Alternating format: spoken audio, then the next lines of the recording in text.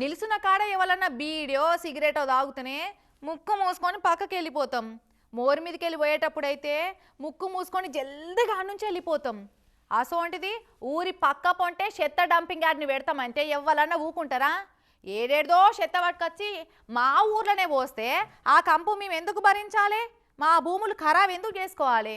మా నీళ్ళు ఎందుకు పాడు చేసుకోవాలి అని జంగు చేస్తుర్రు సంగారెడ్డి జిల్లా గుమ్మడిదల దగ్గర ఉన్న ఊరోళ్ళు. ఇక అన్నైతే మనుషులే కాదు పాడి పశువులు కూడా నిరసనలో పాలు పంచుకున్నాయి.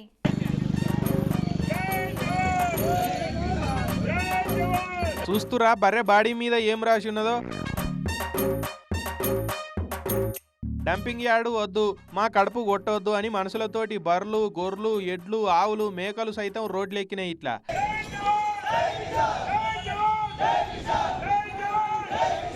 సంగారెడ్డి జిల్లా గుమ్మడిదల మండలం నల్లపల్లి ప్యారానగర్ శివార్ల పొంటి డంపింగ్ యార్డు పెడతామని ఎగురం చేస్తున్నది కదా సర్కారు.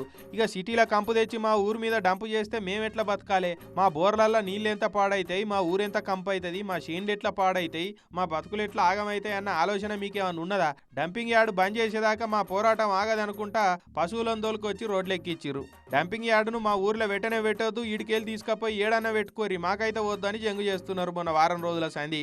ఇక రోజుకో తీరులో ఇట్లా నిరసన చేస్తున్నారు. మరి ఇక సర్కారు వాళ్ళు ఏం చేస్తారో చూడాలి.